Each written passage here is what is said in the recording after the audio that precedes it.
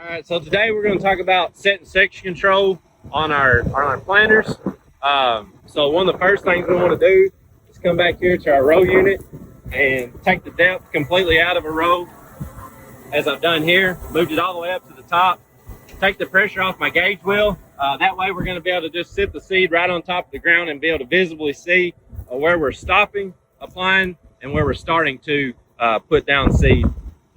So you're going to go ahead and mark off your end rows, plant those, and then we're going to go in and out of those headlands the same speed that we're going to be planting at. So today, this operator is running at 5 miles an hour. We want to make sure we go in and out of the headlands at 5 miles per hour. We don't want to come in at 3 and then be planting the rest of the day at 5, because that's going to throw our section control off. So like I said, take your depth out, take your pressure off your gauge wheels, and then we're going to go in and out of the headlands at our planting speed, which today is 5 miles an hour. All right, so I'm gonna make sure I'm standing on my last planted row here on my end rows, and our operator's coming in at his 5 mile an hour here.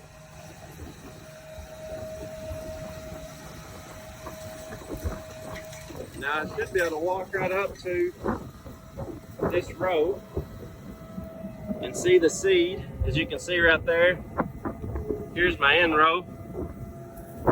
So it looks like we've stopped just a little shy. Get my tape measure out here and see.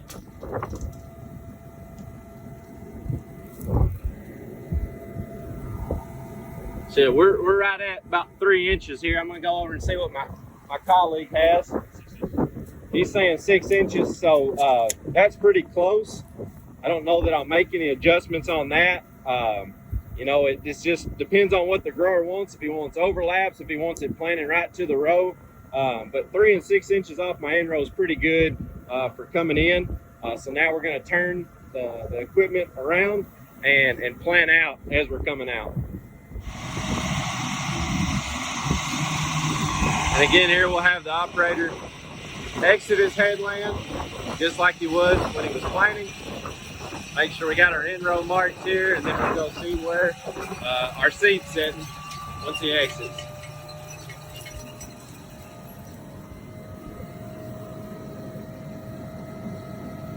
All right, so on this one, we started a little early, as you can see here. So I'm going to figure out what the distance is there. I've used my tape measure here.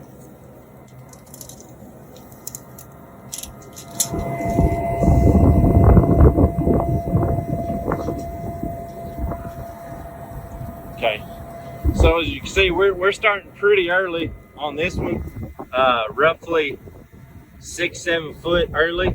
So we're going to need to go into the monitor to make adjustments on that. Okay, as you can see right now, my turn on time is 1.9. My turn off time is 0.5.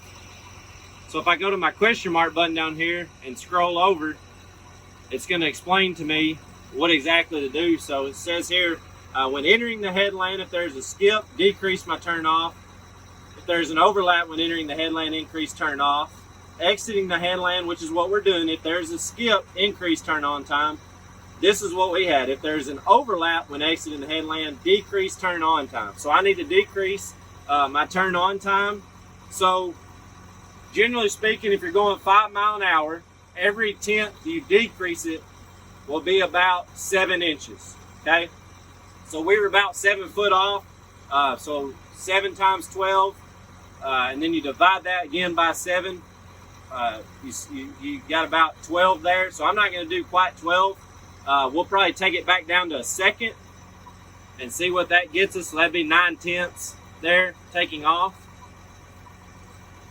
So we'll accept that. Another very important thing you want to do when setting up section control is go into your equipment tab and making sure all these offsets are typed in here correctly. And it explains how to measure each one. Get you 2 people, get you a tape measure out, and make sure you got every one of those measurements in there. Same thing with our implement.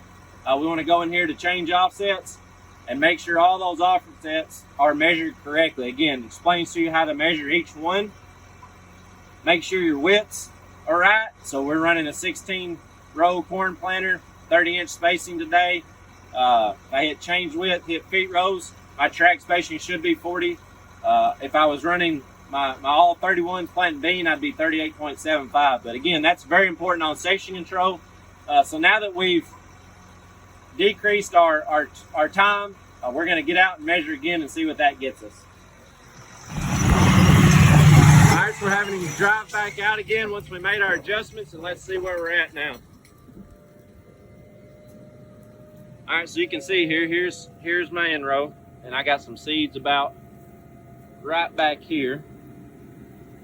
So let's see what my distance is on that.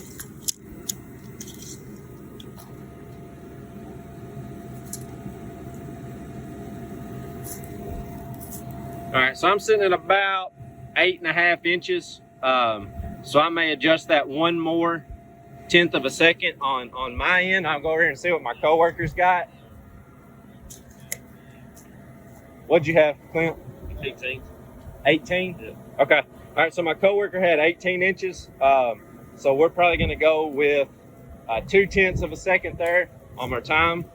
So we'll hop back up in the cab and adjust that one more time. So again, to get there, I go menu, GS3, section, turn off settings, and here it is again. So still having overlap, so I want to decrease that again. So I said 2/10 there, so I'm going to take it down to 0.8. Hit accept again. And so now I have those new measurements in. We'll talk with the grower. He may be good with that. That should get us very close. If we wanted to just double check it, we could come out one more time. But essentially that's how you're going to want to check your on-off settings. You can dig if you want to, leave the seed in the ground, but the easiest way we found is to take our depth, take our pressure off our gauge wheels, just let that seed lay on top, get our measurements, input those measurements into the display for on-off settings. So that's how we set the section control in a 2630. So hope you learned something from this video. Thank you.